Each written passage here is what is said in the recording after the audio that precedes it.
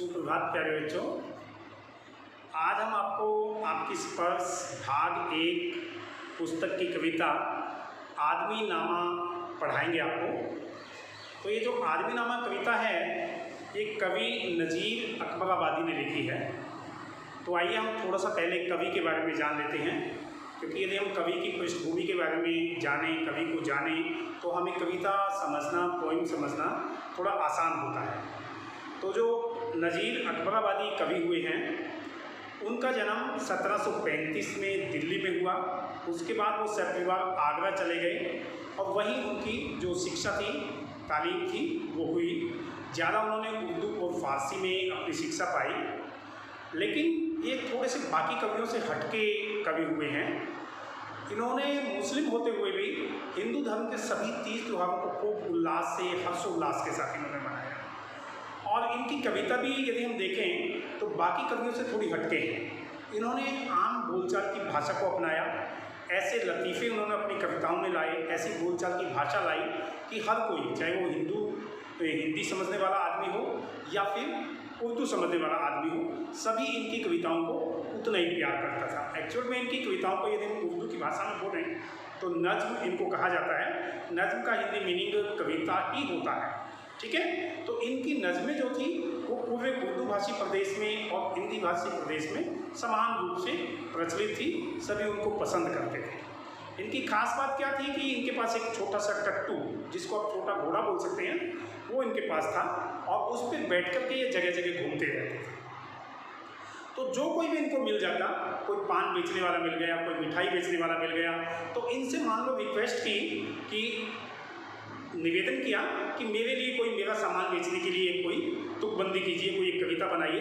तो ये then and there उसी समय तत्काल एक कविता, एक नज्म रच देते थे। तो इसलिए उन दिनों जब इनका समय रहा नज़ीर अकबराबादी जी का, उस समय जितने भी पानवाड़ी थे, सब्जी बेचने वाले थे या कोई और किस्म का सामान बेचने वाले लोग थे, खूब नज़में गा गा के अपना सामान बेचते थे। तो इस तरीके से इनकी जो कविताएं हैं पूरे हिंदी प्रदेश में और उर्दू प्रदेश में प्रसिद्ध थी। तो बात करते हैं हमारी आज की कविता की। जो हमारी आज की कविता है आदमी नामा, वो भी इनकी एक नज्म है और इस कविता में उन्होंने आदमी के विविध रूपों का वर्णन किया है कि आदमी किस किस प्रकार के हो सकते हैं। आदमी अच्छे भी हो सकते हैं, आदमी बुरे भी हो सकते हैं, आदमी बहुत अमीर भी हो सकते हैं, बहुत गरीब भी हो सकते हैं। यानी आदमी के विविध रूप, आदमी के अनेक प्रकार, अनेक टाइप, चाहे उसको कोई पसंद करे या नापसंद करे, वो दोनों ही आदमी है। पसंद जिसको किया जा रहा है, लाइक जिसको किया जा रहा है, वो भी आदमी है, और जिसको अनलाइक किया जा रहा है, नापसंद किया जा रहा है, वो भी आदमी है।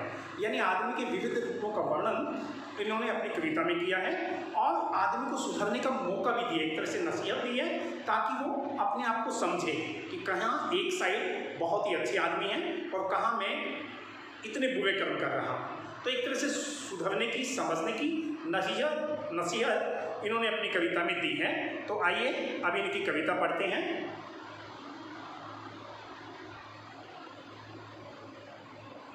आदमी नामा। तो मैं एक एक करके आपको पूरा पैराग्राफ पढ़ाऊंगा और समझाऊंगा। तो देखिए, पहली कविता या जो पहला पैराग्राफ है उसमें उन्होंने लिखा है, दुनिया में बादशाह है सो वह भी है आदमी, और मुफलिस और गधा है सो है वो भी आदमी, जरदार बेनवा है सो है वो भी आदमी, नियमित जो खा रहा है सो है वो भी आदमी, टुकड़े चबा रहा है सो है वो भी आदमी। यानी आदमी के डिफरेंट प्रकार, अलग अलग प्रकार के कैसे कैसे आदमी हैं उसका वर्णन इन्होंने किया है। तो यदि हम बादशाह का मीनिंग जाने, बादशाह मीन्स होता है बादशाह, बादशाह का मीनिंग होता है राजा।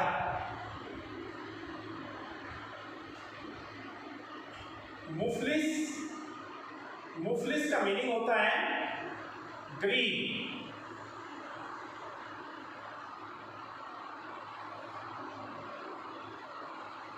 गधा मीन्स होता है भिखारी, भिखारी। जरदार मीन्स है, जरदार मीन्स धनवान। बेनवा मतलब होता है कमजोर, बेनवा कमजोर।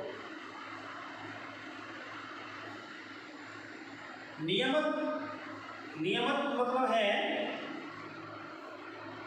कि स्वादिष्ट भोजन, स्वादिष्ट खाना। तो ये सब इसमें मीनिंग आएंगे जो हमने आपको पढ़ाए।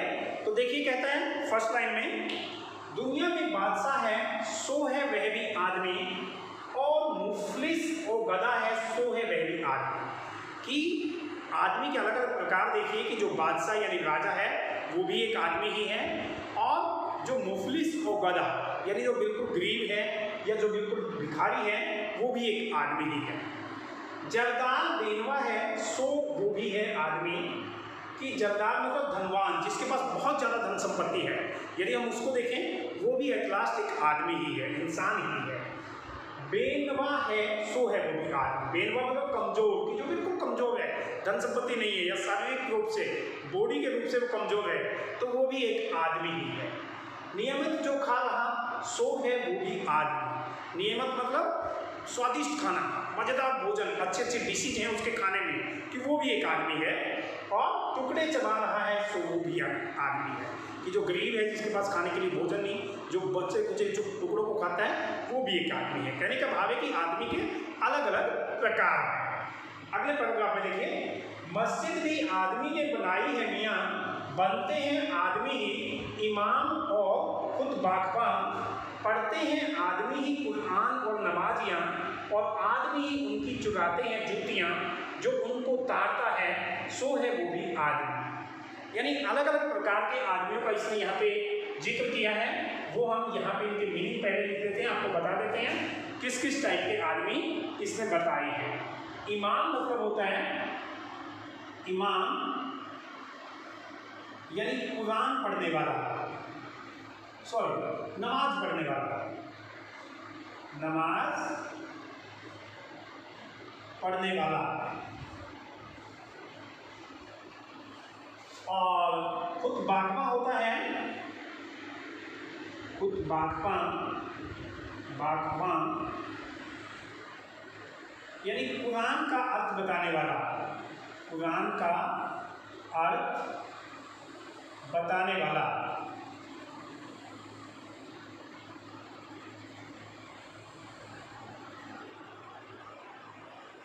ताड़ना मतलब होता है, ताड़ना मतलब परखना या जांचना, उसको बोलता है ताड़ना।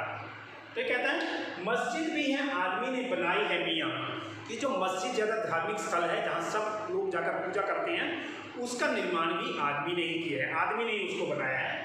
बनते हैं आदमी ही इमाम और खुद बाकबा। खुद बाकबा में, बाकबा मतलब होता है इमाम मतलब नमाज पढ़ने वाला, कि जो उस मस्जिद में नमाज पढ़ता है, भगवान की पूजा करता है। और खुद बाकबा मतलब जो कुरान के अर्थ को हमें समझाता है। यानी इस टाइप के भी बहुत अच्छे अच्छे आदमी हैं जो बहुत ज्ञानी हैं, हमें ज्ञान देते हैं। पढ़ते हैं आदमी ही कुरान और नमाजियाँ, कि आदमी ही संसार में कुरान और नमाज का पाठ करते हैं, और आदमी ही उनको उनकी चुराते हैं जूतियाँ। लेकिन कहता है कि वो तो कितने अच्छे आदमी हैं जो इमाम है, खुद बाकबा हैं, या कुरान और नमाज पढ़ने वाले आदमी हैं, या मस्जिद बनाने वाले आदमी हैं, जो भगवान के लिए कितने अच्छे अच्छे काम कर रहे हैं। लेकिन कुछ ऐसे भी आदमी हैं जो उनकी बाहर से जूतियाँ भी चुरा लेते हैं, यानी घृणित कार्य करने वाले हैं, चोर हैं। जो उनको ताड़ता है सो है वो भी आदमी, और जो उनकी जांचता है, परखता है कौन कैसा आदमी है, कैसे कैसे आदमी यहाँ आ रहे हैं, कि वो भी एक तरह का आदमी ही है।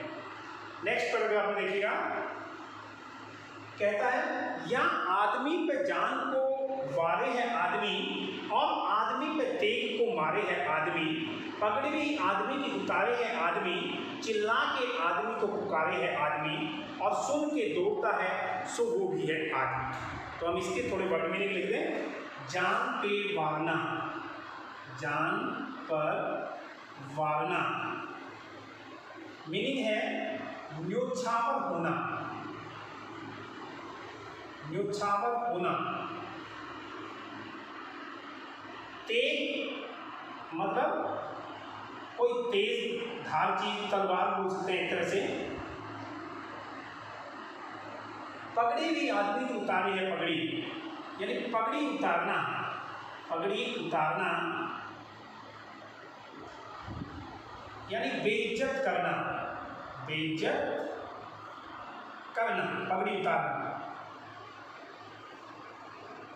तो ये कुछ मीनिंग आए थे इसमें।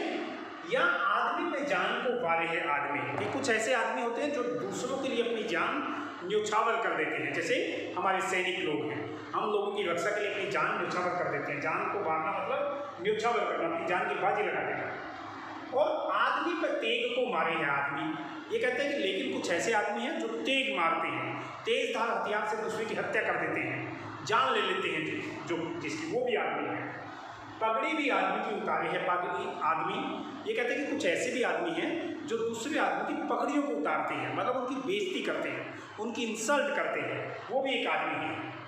चिल्ला के आदमी को पुकारे है आदमी, ये कहते हैं कि लेकिन जब हम मुसीबत में होते हैं तो जब हम चिल्लाकर पुकारते हैं तो हम आदमी ही होते हैं, चिल्लाने वाले भी आदमी होते हैं। मुसीबत में हमें किसी की सहायता चाहिए होती है। और सुन के दौड़ता है सो वो भी है आदमी, कि जो हमारी चिल्लाहट को, हमारी आवाज़ को सुनकर हम तक पहुंचता है, हमारी सहायता करता है, वो भी एक आदमी ही है। यानी इस संसार में डिफरेंट प्रकार के, अलग अलग प्रकार के आदमी हैं, कोई कुछ करता है और कोई कुछ करता है। अगला देखिएगा, ये कहता है अशराफ और कमीने ले सात वजीर, ये आदमी ही करते हैं सब कार्य दिल पजीर। या आदमी मुरीद है और आदमी ही पीर, अच्छा भी है आदमी ही कहाता ए नजीर। और सब में जो हुआ है सो है वो भी आदमी। तो एक देखिए इसके वर्ड मीनिंग, अशराफ, अशराफ का मतलब है शरीफ, शरीफ के बहुवचन के रूप में इसको यूज किया गया है। कमीना आप समझते ही हैं, शाह मतलब वही है राजा, वजीर मतलब कि मंत्री, मुरीद मतलब होता है जो किसी को चीज को अच्छा माने। यानी हम यहाँ पे शिष्य ले सकते हैं या चेला ले सकते हैं या अच्छा मानने वाला ले सकते हैं। पीर मतलब जो अच्छा करने वाला होता है, यहाँ पे हम गुरु को ले सकते हैं या संत को ले सकते हैं जो अच्छे काम करता है, कुछ भी हो सकता है। नजीर जो है, नजीर वैसे तो कवि का नाम है, लेकिन यहाँ उदाहरण के तौर पे या मिसाल जिसको बोल सकते हैं हम, मिसाल के तौर पे इस शब्द को लिया गया है। तो ये सब शब्द इसमें वर्ड मीनिंग आई हैं, वो हम पढ़ा रहे हैं। देखिए कहता है अशराफ और कमीने से ले साहता वजीर, कि कुछ बहुत ही शरीफ हैं तो कुछ कमीने किस्म के हैं, कुछ राजा हैं तो कुछ मंत्री टाइप के हैं। ये आदमी ही करते हैं सब कार्य दिल पजीर, कि कार्य मतलब होता है कार्य, कार्य का मैंने नहीं लिखा, मैं लिख देता हूँ। कार्य का मतलब होता है कार्य, दिल पजीर का मतलब होता है, दिल पजीर मतलब दिल को अच्छे लगने वाले, दिल को अच्छा लगने वाला।